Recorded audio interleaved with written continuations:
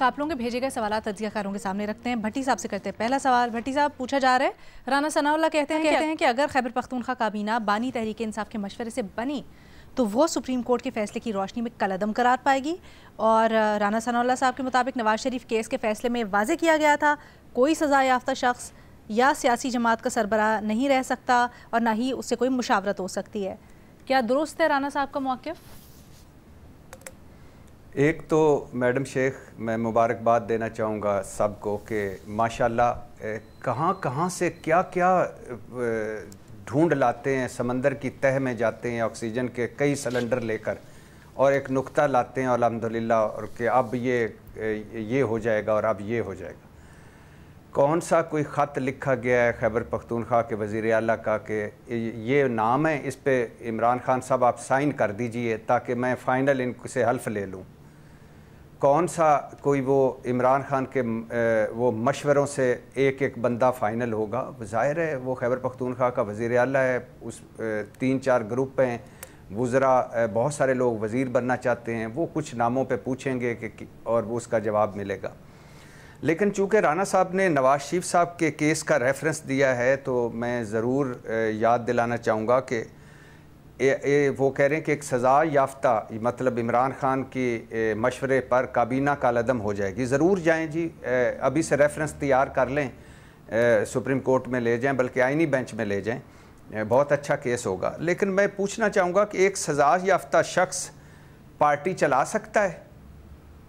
چلائی تھی نواز شریف صاحب نے, اس وقت وہ اشتہاری بھی تھے.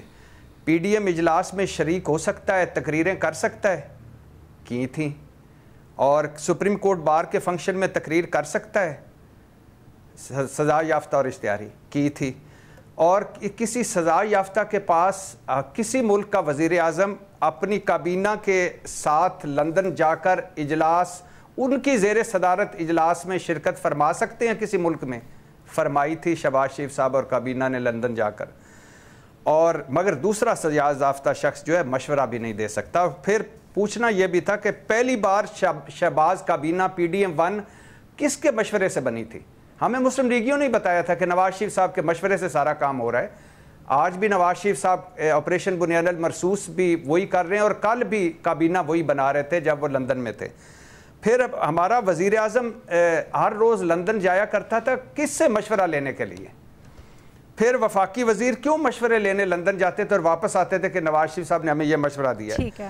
پوری حکومتی جماعت لندن کیوں مشورے لینے جاتی تھی؟ تو کیا بات ہو رہی ہے, کس طرف بات لے جا رہے ہیں اور کیا. لیکن میں ضرور چاہوں گا کہ اب اپنی بات پہ کھڑے رہیں, جو ہی کابینہ بنے اور سپریم کورٹ آئیں, ریفرنس دائر کریں, نواز شریف صاحب کیس کا حوالہ دیں. بلکہ نواز شریف صاحب آج کل فارغ ہیں, ان کو کہیں کہ اپنا کیس خود لڑیں اور پوری کی پوری کابینہ کو کالعدم کروا دیں تاکہ وہ نئے سرے سے اپنی کابینہ بنائے.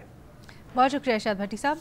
اچھا جی, مرز صاحب سے کرتے ہیں دوسرا سوال. مرز صاحب, پوچھا جا رہا ہے آئی جی پنجاب نے پریس کانفرنس کی اور دعویٰ کیا کہ پنجاب میں 70% جرائم کم ہو گئے ہیں. سی سی ڈی کی تعریف کی, شاباش دی اور کہا کہ پنجاب میں پولیس نے متحرک گینگز کی گرفتاریاں کی ہیں.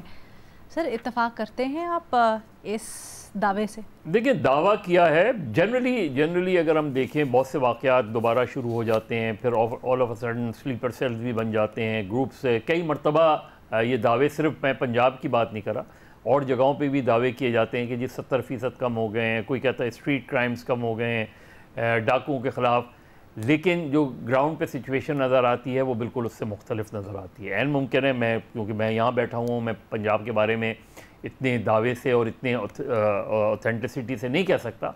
ممکن ہے وہ درست کہہ رہے ہوں گے کہ پنجاب میں, لیکن پنجاب کے بارے میں کیونکہ جن صاحب نے پنجاب میں سی ٹی ڈی بنائی تھی, باقاعدہ اس کو ایکٹیویٹ کیا تھا, ان کو میں جانتا ہوں. کچھ سال پہلے جو کراچی میں بھی ہوا کرتے تھے, اور وہ بہت سی چیزیں انہوں نے یہ بھی بتائی ہیں کہ بہت سے کیسز رپورٹ نہیں ہوتے ہیں.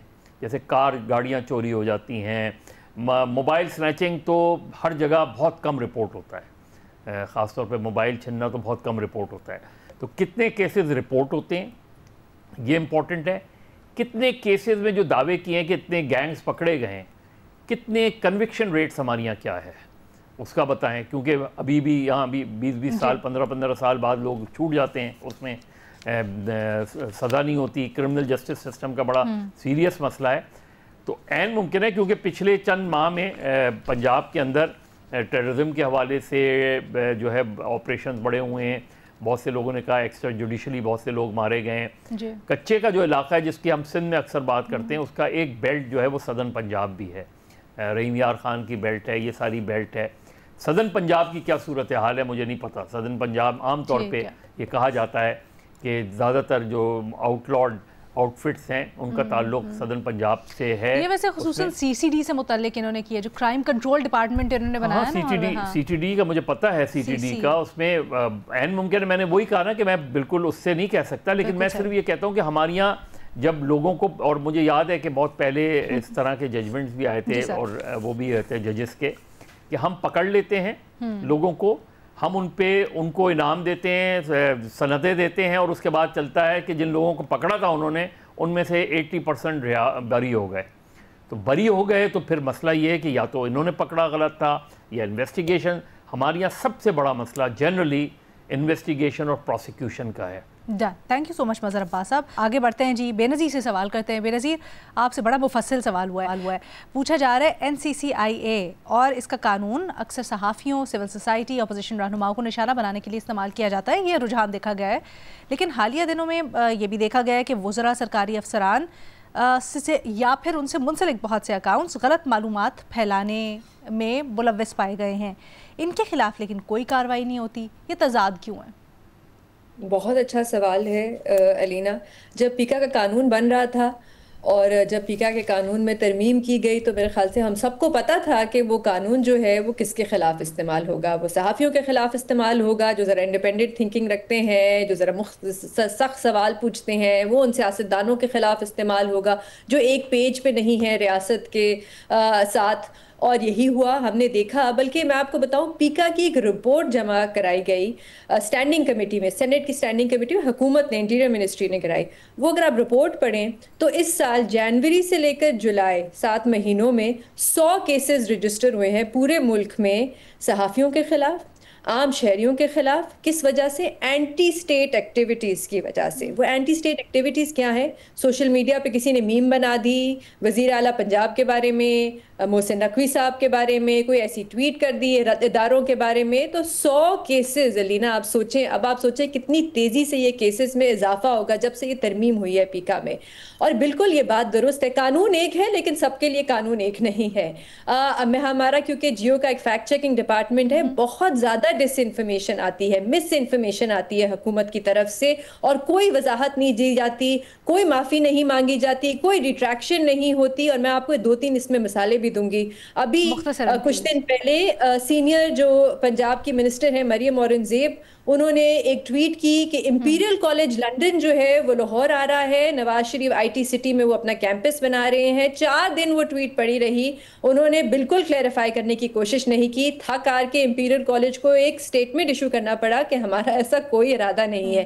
پھر انہوں نے چھپکے سے اپنی ٹویٹ ڈیلیٹ کر دی, یہ بھی نہیں کہا کہ ہاں ٹھیک ہے مجھ سے غلطی ہوئی. بعد میں ایک کلیریفیکیشن آئی کہ ہم اس امپیریل کالج کی بات نہیں کر رہے تھے, وہ ایک اور امپیریل کالج ٹرسٹ ہے جو آ رہا ہے, ایک اور. کیونکہ ابھی آپ بات کر رہی تھی پنجاب پولیس کی, یہ دعویٰ بار بار کیا جاتا ہے پنجاب حکومت کی طرف سے کہ کرائم ریٹ میں بہت کمی آئی ہے صوبے میں, اگر پچھلے سال کو اس سال سے کمپیئر کریں. تو ہم نے نکلوا لیا پنجاب پولیس کا ڈیٹا, پچھلے سال کے پہلے 6 مہینوں کا آپ ڈیٹا دیکھ لیں اور اس سال کے پہلے 6 مہینوں کا آپ کرائم ریٹ کا ڈیٹا دیکھ لیں, کمی نہیں آئی, اضافہ ہوا ہے. یہ پنجاب پولیس کا اپنا ڈیٹا ہے, یہ بھی ایک غلط بیان. اور علینا میں آپ کو بتاؤں آج کل بڑا مشکل ہے یہ ڈیٹا لینا. یہ پہلے تو بڑے آسانی سے ویب سائٹ پہ اویلیبل ہوتا تھا, بار بار اپڈیٹ ہو جاتا تھا, آج کل بڑا مشکل ہو گیا. ایک آخری میں آپ کو مثال دوں, اسحاق ڈار صاحب ڈیپیوٹی پرائم منسٹر ہیں, سینٹ میں کھڑے ہو کے انہوں نے کہا کہ ڈیلی ٹیلی گراف نے دیکھیں یہ آرٹیکل لکھا ہے, وہ آرٹیکل فیک نیوز تھی, وہ آرٹیکل AI جنریٹڈ آرٹیکل تھا. پوری تقریر کر دی انہوں نے سینٹ پہ اپنی. وہ بعد میں ہمیں پتا چلا کہ ڈیلی ٹیلی گراف نے ایسا کوئی آرٹیکل ایشو ہی نہیں کیا. حکومت پاکستان کے official verified Twitter account tweet کرتا ہے کہ پاکستان کی پاسپورٹ کی رینکنگ دیکھیں کتنی بہتر ہو گئی ہے, اور وہ پھر بعد میں ہم نے رپورٹ جب پڑھی تو اس میں پتا چلا کہ رینکنگ تو ہماری وہیں کے وہیں ہے, ہم نیچے سے 4تھے نمبر پہ ہیں, رینکنگ تو بدلی نہیں ہے کوئی. تو میں صرف یہ کہنا چاہ رہی ہوں علینا کہ سب سے زیادہ ذمہ داری حکومتوں کی ہوتی ہے کہ وہ صحیح معلومات پہنچائیں. تو یہ آپ جو قانون بنا دیتے ہیں یہ پھر لوگ کتنا ہی سیریس لیں گے. اگر آپ چاہتے ہیں کہ یہ فیک نیوز یا ڈس انفارمیشن کے خلاف آپ مقابلہ کریں تو اپنے سے شروع کریں. پہلے آپ خود پریسیڈنٹ سیٹ کریں اور صحیح معلومات لوگوں تک پہنچائیں. بالکل صحیح. تھینک یو سو مچ بے نظیر. وقت ذرا کم ہے, جلدی سے اعزاز کی طرف بڑھتے ہیں. اعزاز, پوچھا جا رہا ہے اسرائیلی پارلیمنٹ کی جانب سے مغربی کنارے پر قبضہ کرنے کی ایک قرارداد منظور ہوئی ہے. جے ڈی وانس نے حالانکہ کہا ہے کہ اس کی کوئی اہمیت نہیں ہے, لیکن تھوڑا سمجھائیے گا اس پیش رفت کا مطلب کیا ہے, اس سے مراد کیا ہے؟ دیکھیے, اس پیش رفت کا مطلب تو یہ ہوا کہ جو امن عمل شروع کیا گیا تھا ڈونلڈ ٹرمپ کی طرف سے, اس کو نقصان پہنچانے کی یہ ایک اٹیمپٹ ہے. آلدو کہ امریکہ کی طرف سے یہ کہا جا رہا ہے کہ اس کی کوئی اہمیت نہیں ہے, اور آپ کو پتہ ہے کہ اس پہ مختلف ممالک پاکستان سمیت اس کی مذمت بھی کرتے ہیں, فلسطینیوں کے ساتھ کھڑے بھی ہوتے ہیں, لیکن ہماری طرف سے اور مختلف مسلم ممالک کی طرف سے جو مذمت ہے اس پہ بھی آپ دیکھیں کہ کوئی بہت زیادہ رد عمل نہیں ہے. لیکن اہم بات یہ بھی ہے کہ آپ کو پتہ ہے کہ 13 اکتوبر کو ڈونلڈ ٹرمپ جب شرم الشیخ میں آئے تھے تو اوریجنل پلان کے تحت نیتن یاہو نے بھی وہاں پر آنا تھا ڈونلڈ ٹرمپ کے ساتھ.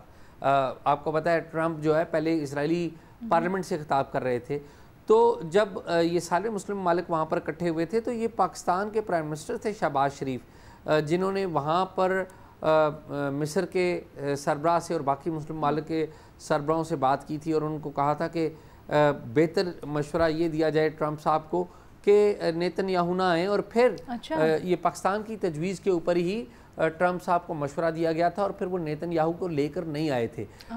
یہ ایک جو پہلے سے سیٹ شدہ جو طریقہ کار تھا اس سے ہٹے. لیکن اس پرٹیکولر معاملے کے اوپر میرے خیال میں یہ بڑی ایک بڑا سوال ہے, اور اس پہ امریکہ جو کہ گارنٹر ہے اس پورے پیس پروسیس کا, اسے سیٹسفائی کرنا ہوگا جتنے بھی ممالک ہیں جو اس سارے ایونٹ کے اوپر موجود تھے 13 اکتوبر کو. یعنی آپ سمجھتے ہیں کہ امریکی نائب صدر کا صرف بیان کافی نہیں ہے, اس کے اوپر امریکہ کی طرف سے کوئی ٹھوس وضاحت آنی چاہیے؟ جی بالکل, اس پہ وضاحت آنی چاہیے, اور ہمیں یہ بھی جاننا چاہیے کہ خود اسرائیل کے اندر بھی نیتن یاہو کے بارے میں ان کی جو رائٹ ونگ ہے, فردر رائٹ ونگ جو ہے, وہ بہت سارے سوال اٹھا رہی ہے, اور ان کو بھی سیاسی طور پہ بڑے مسائل کا سامنا ہے.